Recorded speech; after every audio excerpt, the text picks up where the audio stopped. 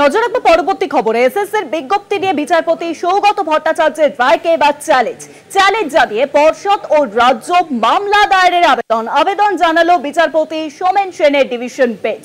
মামলা দায়েরের অনুমতি দিলেন বিচারপতি সোমেন সেনের ডিভিশন বেঞ্চ। মামলা দায়েরের অনুমতি দেওয়া হয়েছে। এসএসসির বিজ্ঞপ্তি নিয়ে বিচারপতি সৌগত ভট্টাচার্য রায়কে এবার চ্যালেঞ্জ জানিয়ে পর্ষদ ও রাজ্য মামলা দায়েরের আবেদন করলো। আবেদন জানালো বিচারপতি সোমেন সেনের ডিভিশন বেঞ্চে।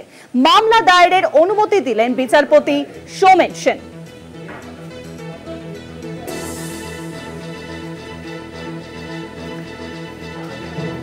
আর বিষয়ে আরো জানাবেন নিউজরুমে এখন সঙ্গে রয়েছেন আমাদের প্রতিনিধি পীযূষ নাদিমান। পীযূষ দা, দেখো, গতকালই আমরা জেনেছিলাম যে 26,000 চাকরি বাতিলের পর সুপ্রিম কোর্টের নির্দেশে যে রাজ্যের পক্ষ থেকে যে বিজ্ঞপ্তি জারি করা হয়েছিল, সেই বিজ্ঞপ্তি এর প্রেক্ষিতে বিচারপতি সৌগত ভট্টাচার্য নির্দেশ জারি করেছিলেন যে সুপ্রিম কোর্টের নির্দেশ অনুযায়ী অযোগ্য যারা আছে তারা এই পরীক্ষা প্রক্রিয়ায় অংশগ্রহণ করতে পারবে না।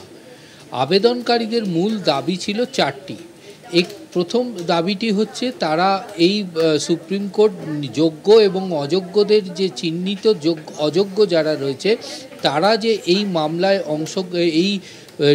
এই প্রক্রিয়াতে অংশগ্রহণ করতে পারবে না, সেই বিষয়টি কিন্তু সুপ্রিম কোর্ট তার রায় পরিষ্কার করে দিয়েছিল। তারই প্রেক্ষিতে এই বিজ্ঞপ্তিতে কোনো রকম যোগ্য অযোগ্যদের যে ডিফারেন্সিয়েশন সেই বিষয়টি কোনো উল্লেখ নেই। ফলে অযোগ্যরাও কিন্তু এই বিজ্ঞপ্তিতে অ্যাপ্লিকেশন করতে পারে বা করছে, এমনটাই দাবি নিয়ে কলকাতা হাইকোর্টের দ্বারস্থ হয় আবেদনকারীরা।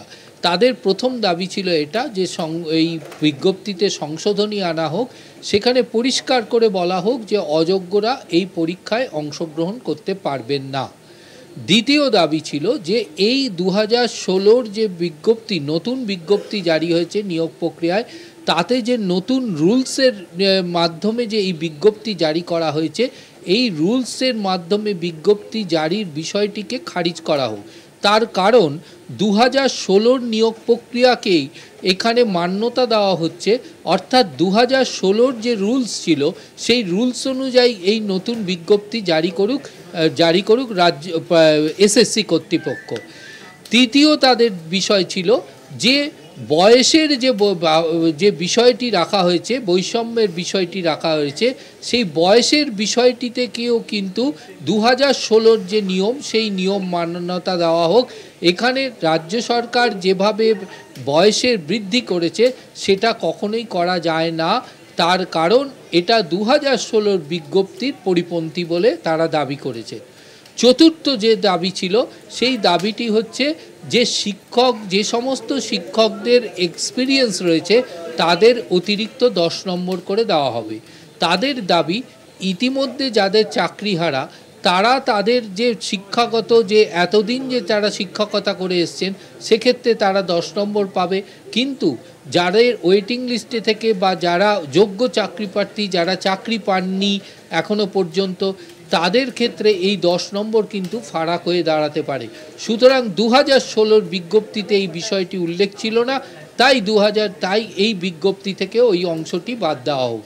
যদিও বিচারপতি সৌগত ভট্টাচার্য শুধুমাত্র অযোগ্যদের পয়েন্টটিকেই সামনে রেখে তিনি তার ওপরেই রায় দিয়েছেন যে অযোগ্যরা এই বিজ্ঞপ্তি সংশোধন এনে অযোগ্যরা এই বিজ্ঞপ্তিতে অংশগ্রহণ করতে পারবে না। কিন্তু বাকি যে 3টি বিষয়, এই 3টি বিষয় কিন্তু কোনো রকম কর্ণপাত করেননি বিচারপতি সৌগত ভট্টাচার্য। এই 3টি পয়েন্টকে নিয়েই কিন্তু আইনজীবীদের মূল আবেদনকারীর আইনজীবীরা ডিভিশন বেঞ্চের দ্বারস্থ হয়েছেন। তারা মামলা দায়েরের অনুমতি চেয়েছেন, মামলা দায়েরের অনুমতি দিয়েছে ডিভিশন বেঞ্চ। পাশাপাশি এসএসসি এবং রাজ্যের পক্ষ থেকে যে একটি পয়েন্টের ওপরে তাদের বিরুদ্ধে সঙ্গে ছিলেন আমাদের প্রতিনিধি পীযূষ কান্তিনাগ।